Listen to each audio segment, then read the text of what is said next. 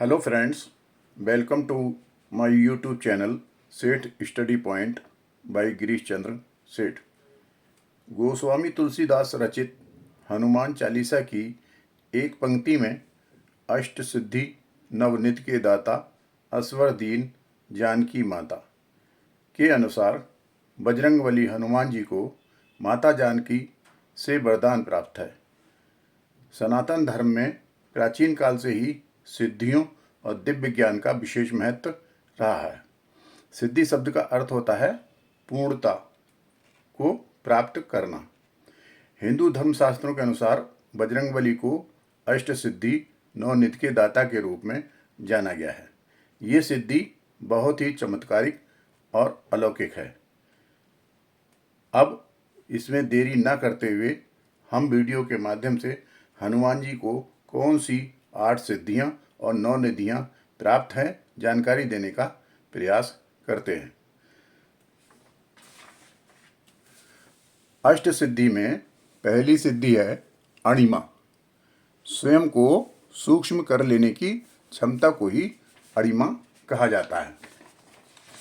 ये ऐसी सिद्धि है जिससे युक्त होकर व्यक्ति सूक्ष्म रूप धारण करके एक अणु के रूप में भी परिवर्तित हो सकता है। अणु की शक्ति से संपन्न होकर साधक उस परम शक्ति से साक्षात्कार कर लेता है। इस सिद्धि का उपयोग हनुमान जी ने तब किया था जब वे समुद्र पार करके लंका पहुंचे थे। हनुमान जी ने अणिमा सिद्धि का उपयोग करके अति सूक्ष्म रूप धारण किया और पूरी लंका का निरीक्षण किया था। अति सूक्ष्म होने के कारण हनुमान जी के विषय में लंका के लोगों को भनक तक नहीं लगी थी, अर्थात उन्हें बिल्कुल भी पता नहीं चला था। नेक्स्ट सिद्धि है महिमा। अपने को इच्छानुसार विशाल बना लेने की क्षमता को ही महिमा सिद्धि कहा जाता है, जिससे युक्त होकर साधक इतना क्षमतावान हो जाता है कि वो प्रकृति का ही विस्तार कर सकता है। अर्थात जब हनुमान जी समुद्र पार करके लंका जा रहे थे तब बीच रास्ते में सुरसा नामक राक्षसी ने उनका रास्ता रोक लिया था। उस समय सुरसा को परास्त करने के लिए हनुमान जी ने स्वयं का रूप 100 योजन तक बड़ा कर लिया था।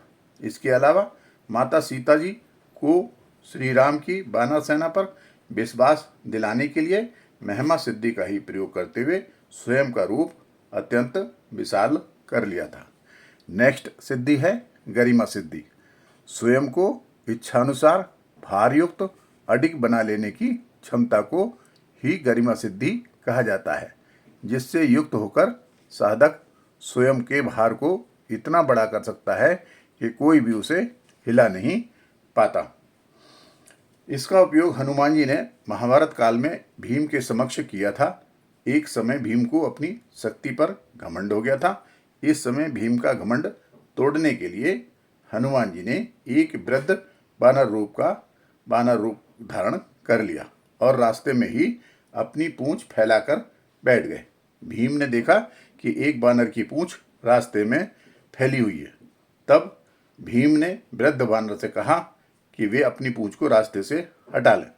तब हनुमान जी ने कहा कि मैं वृद्ध हूँ, वृद्धावस्था के कारण पूंछ नहीं हटा सकता। तब भीम ने हनुमान जी से अपनी पूंछ हटाने को कहा। तब भीम स्वयं हटाने लगे, लेकिन पूंछ टस से मस नहीं हुई। भीम ने पूरी शक्ति का उपयोग किया, लेकिन सफलता नहीं मिली। इस प्रकार भीम का घमंड टूट गया। नेक्स्ट सिद्धि है लघिमा। स्वयं को इच्छानुसार हल्का बना लेने की क्षमता को ही लघिमा सिद्धि कहा जाता है, जिससे साधक युक्त होकर साधक स्वयं को भारहीन करके संपूर्ण ब्रह्मांड में विद्यमान किसी भी वस्तु के पास जा सकता है या किसी वस्तु को अपने पास बुला सकता है। इच्छा अनुसार उसमें परिवर्तन करने की क्षमता रहती है। जब हनुमान जी अशोक वाटिका में पहुंचे थे तब वे अणिमा और लघिमा सिद्धि के बल पर सूक्ष्म रूप धारण करके अशोक वृक्ष के पत्तों में छिप गए थे। इन पत्तों पर बैठकर ही सीता माता को उन्होंने अपना परिचय दिया था। नेक्स्ट सिद्धि है प्राप्ति सिद्धि। स्वयं की इच्छानुसार प्राप्ति कर लेने की क्षमता को ही प्राप्ति सिद्धि कहा जाता है, जिससे युक्त होकर साधक इच्छानुसार प्राप्ति कर सकता है। यह सिद्धि असंभव को भी संभव बना लेने की क्षमता प्रदान करती है। अर्थात पशु पक्षी की भाषा को भी समझ सकते हैं, आने वाले समय को भी देख सकते हैं। रामायण में इस सिद्धि के उपयोग से हनुमान जी ने सीता माता की खोज करते समय कई पशु पक्षियों से चर्चा की थी और माता सीता को अशोक वाटिका में जाकर खोज लिया था। नेक्स्ट सिद्धि है प्राकम्य सिद्धि। किसी भी रूप को धारण कर लेने की क्षमता को ही प्राकम्य सिद्धि कहते हैं, जिससे युक्त होकर साधक अपनी इच्छा अनुसार जब चाहे किसी भी रूप को धारण कर सकता है। यानी मतलब आसमान में उड़ सकता है, पानी पर चल सकता है, पाताल में जा सकता है, मनचाहे समय तक पानी में भी जीवित रह सकता है, चिरकाल तक युवा रह सकता है, किसी भी देह को धारण कर सकता है, किसी वस्तु को चिरकाल तक प्राप्त कर सकता है। इसी सिद्धि की मदद से हनुमान जी ने श्री राम जी की भक्ति को चिरकाल तक प्राप्त कर लिया था। सातवीं सिद्धि है ईशिता सिद्धि। किसी भी कार्य पर नियंत्रण करने की क्षमता को ही ईशिता सिद्धि कहते हैं, जिससे युक्त होकर साधक आसानी से किसी भी वस्तु या साम्राज्य पर अधिकार प्राप्त कर सकता है। यानी दैवीय शक्तियाँ उसमें प्राप्त हो जाती हैं। इसी के प्रभाव से हनुमान जी ने पूरी वानर सेना को कुशल नेतृत्व किया था।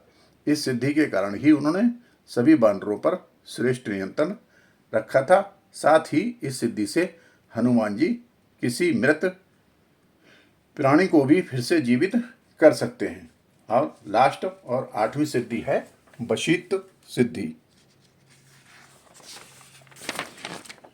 वशिता सिद्धि स्वयं की इच्छानुसार देह त्याग की क्षमता को ही वशिता सिद्धि कहते हैं, जिससे युक्त होकर साधक किसी भी व्यक्ति या वस्तु को आसानी से अपने बस में कर सकता है। हनुमान जी के बस में आने के बाद प्राणी उसकी इच्छा के अनुसार ही कार्य करता है। इसी के प्रभाव से हनुमान जी अतुलित बल के धाम हैं। इस प्रकार हनुमान जी बजरंगबली की 8 सिद्धियां होती हैं। अब आपको हनुमान जी की 9 सिद्धियों के संबंध में जानकारी प्राप्त करने का प्रयास करते हैं। पहली सिद्धि है पद्य सिद्धि, यानी ज्ञान और बुद्धि का खजाना। पद्य सिद्धि के लक्षणों से संपन्न मनुष्य सात्विक गुणयुक्त होता है, तो उसकी कमाई गई संपदा भी सात्विक होती है। सात्विक तरीके से कमाई गई संपदा ही पीढ़ियों का उद्धार करती है। सात्विक गुणों से संपन्न व्यक्ति स्वर्ण चांदी का संग्रह करके दान करता है। ये सात्विक प्रकार की निधि होती है, जिसका अस्तित्व साधक के परिवार में पीढ़ी दर पीढ़ी काफ़ी पीढ़ियों तक बना रहता है। नेक्स्ट निधि है महापद्य निधि। पद्य निधि की तरह ही ये निधि भी सात्विक ही है। इसका प्रभाव 7 पीढ़ियों के बाद नहीं रहता है, यानी 7 पीढ़ियों तक ही इसका प्रभाव रहता है। इस निधि से संपन्न व्यक्ति भी धार्मिक हो जाने के कारण धार्मिक जनों को दान देता है। यानी महापद्य निधि का दूसरा अर्थ हुआ महान धन का खजाना। नेक्स्ट निधि है नील निधि, अर्थात दिव्य सुरक्षा का खजाना। इस निधि में सत्य और रज दोनों गुण होते हैं। ऐसी निधि व्यापार द्वारा ही प्राप्त होती है, इसलिए इस निधि से संपन्न व्यक्ति में दोनों ही गुणों की प्रधानता रहती है। हालांकि इसे मधुर स्वभाव वाली निधि कहा गया है। ऐसा व्यक्ति जनहित के कार्य करता है। इस निधि का प्रभाव केवल 3 पीढ़ियों तक ही रहता है। नेक्स्ट निधि है मुकुंद निधि, अर्थात दिव्य कृपा का खजाना। इस निधि में पूर्णता रजोगुण की प्रधानता रहती है, इसलिए इसे राजसी स्वभाव वाली या राज संग्रह वाली निधि कहा गया है। इस निधि से संपन्न व्यक्ति साधक का मन भोग आदि में ही लगा रहता है, ये निधि एक पीढ़ी बाद नष्ट हो जाती है, अर्थात इसका फल जो है वो एक पीढ़ी तक ही मिलता है। नेक्स्ट निधि है नंद निधि। इस निधि में रज और तम दोनों गुणों का मिश्रण होता है। ये निधि साधक को लंबी आयु, निरंतर तरक्की प्रदान करती है। ये व्यक्ति कुटुंब की नींव या कुटुंब का आधार होता है और प्रशंसा से ये साधक सुख खुश रहता है। नेक्स्ट निधि है मकर निधि। इस निधि को तामसी निधि कहा गया है। इस निधि से संपन्न साधक अस्त्र शस्त्र संग्रह करने वाला होता है। राजा और शासन में इसका दखल रहता है। शत्रुओं पर ये भारी पड़ता है। युद्ध हेतु तैयार रहता है। उसकी मौत भी इसी कारण से ही होती है। मकर निधि अर्थात उर्वरता और रचनात्मकता का खजाना होती है। कच्छप निधि दूसरी नदी है। इसका साधक अपनी संपत्ति को छुपाकर रखता है, ना तो स्वयं उपयोग करता है ना ही दूसरों को करने देता है। सांप की तरह ये कुंडली बनाकर बैठ जाता है, अर्थात स्थिरता और धैर्य के खजाने के रूप में कच्छप निधि जानी जाती है। शंख निधि इसका साधक स्वयं की ही चिंता और स्वयं के ही भोग की इच्छा करता है। वो कमाता है, बहुत कमाता है, लेकिन उसके परिवार वाले गरीबी में ही जीते हैं। ऐसा व्यक्ति धन का उपयोग स्वयं के सुख के लिए करता है। ऐसा व्यक्ति धन का उपयोग खुद करने के कारण उसका परिवार दरिद्रता में जीवन गुजारता है। नवी सिद्धि है खर्व निधि। इसे मिश्रित निधि भी कहते हैं। ये अन्य 8 निधियों का मिश्रण होती है। इस निधि से संपन्न व्यक्ति मिश्रित स्वभाव वाला होता है। इसके कार्यों और स्वभाव के बारे में भविष्यवाणी नहीं की जा सकती। खर्व निधि अर्थात भौतिक समृद्धि का खजाना। इस प्रकार हनुमान जी की 9 सिद्धियों को आपने अभी तक पढ़ा। इसके 9 निधि अष्टसिद्धि के अलावा हनुमान जी के पास 10 गौड़ सिद्धियां भी हैं। हनुमान जी की अष्ट सिद्धियों और 9 निधियों के अतिरिक्त पवन पुत्र के पास 10 गौड़ सिद्धियां भी थीं। ये गोपनीय और रहस्यमयी 10 गौड़ सिद्धियां जिस किसी के पास होती हैं वो अजेय होता है। भागवत पुराण में श्री कृष्ण ने इन 10 गौड़ सिद्धियों के महत्व का वर्णन किया है। ये सिद्धियां चमत्कारी हैं और इनको इस प्रकार आपकी जानकारी में लाया जा रहा है। पहली गौड़ सिद्धि है अनुमूर्तिमत्यम। इस सिद्धि को प्राप्त करने के पश्चात साधक का मन शांत हो जाता है, अर्थात उसे किसी भी चीज़ की इच्छा नहीं रहती है। उसके मन में कोई भी वासना अधिकार नहीं कर सकती है, अर्थात उसकी सभी इंद्रियां उसके बस में रहती हैं और उसका कोई उल्लंघन नहीं कर सकता। ऐसा मनुष्य या देवताओं के तुल्य हो जाता है। महाबली हनुमान भी सदैव अपनी इंद्रियों को अपने बस में रखते थे। वे प्रसन्नता, क्रोध, दुख आदि मन के सभी विचारों से परे थे। नेक्स्ट सिद्धि गौड़ सिद्धि है दूर श्रवण। इस सिद्धि का प्राप्त साधक धीमी से धीमी आवाज़ को भी बड़ी दूर से सुन लेता है। इस सिद्धि को प्राप्त करने पर साधक 1 योजन दूर से भी की गई बात को सुन सकता है। 1 योजन मतलब 76 मील यानी 123 किलोमीटर।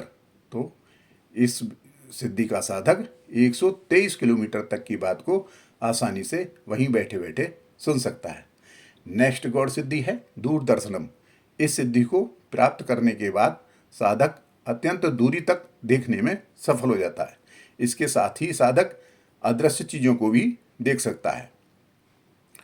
गरुण जाति में ये सिद्धि जन्मजात होती है। इसी सिद्धि के बल पर जटायु के बड़े भाई संपाति ने 100 योजन बड़े समुद्र के पार देखकर वानरों को माता सीता का पता बता दिया था।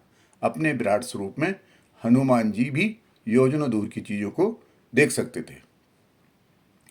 नेक्स्ट गौड़ सिद्धि है मनोजवा। इस सिद्धि को प्राप्त साधक किसी के भी मन की बात जान सकता है। अगर साधक के सामने कोई कुछ सोच रहा हो तो साधक केवल उसके नेत्रों में देखकर ही ये जान सकता है कि वो व्यक्ति क्या सोच रहा है। इस सिद्धि से आप आने वाले शत्रु को से अपनी रक्षा कर सकते हैं और कोई आपके पास साथ छल नहीं कर सकता है। नेक्स्ट गौड़ सिद्धि है काम रूपम।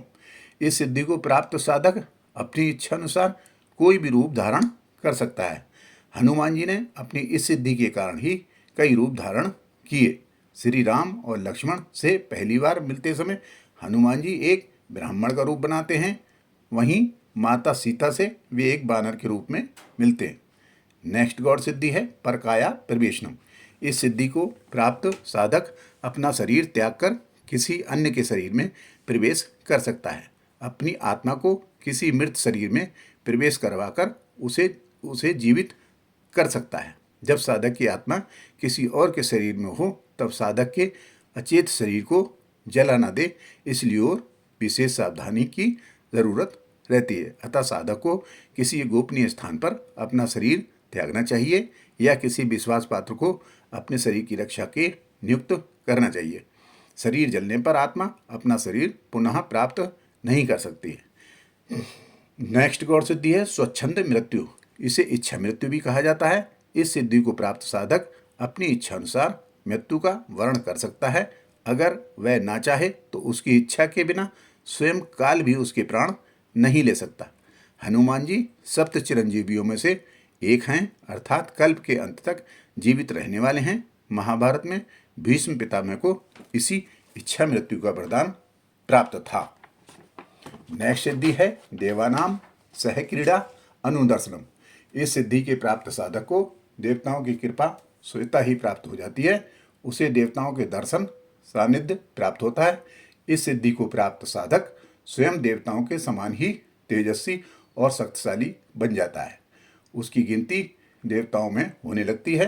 पवन पुत्र को भी अपनी इच्छा से देवों के दर्शन करने की स्वतंत्रता प्राप्त थी। नेक्स्ट गौड़ सिद्धि है यथा संकल्प संसिद्धि। इस सिद्धि के प्राप्त साधक की समस्त इच्छाएं पूर्ण होती हैं। जो भी संकल्प लेता है वो अवश्य पूर्ण होता है। यदि साधक के संकल्प पूर्ति में कोई बाधा आती है तो स्वयं देवता साधक की सहायता करते हैं। ऐसा कोई संकल्प नहीं था जो महाबली हनुमान पूर्ण नहीं कर सकते थे।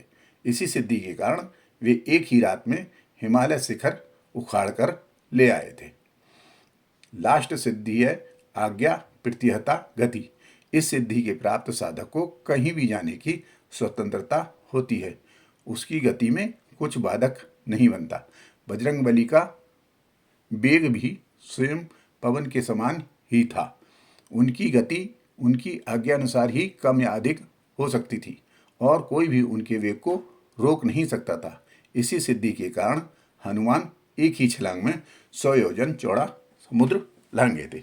इस प्रकार आपने हनुमान जी बजरंगबली की अष्ट सिद्धि, 9 निधि और 10 गौड़ सिद्धियों के अध्ययन के बारे में जानकारी प्राप्त की। अधिकतर लोगों को आधुनिकता के चलते इन सिद्धियों, 9 निधियों और गौड़ सिद्धियों की आवश्यकता या पता नहीं है।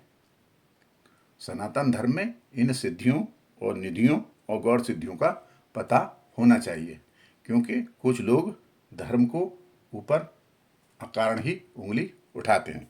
इस प्रकार इस वीडियो का समापन किया जाता है। यदि आपको वीडियो अच्छी लगी हो तो शेयर कीजिए, कमेंट कीजिए और एक बार पूरी वीडियो अवश्य देखिए, जिससे आपको मानसिक लाभ प्राप्त होगा। जय हिंद, जय भारत।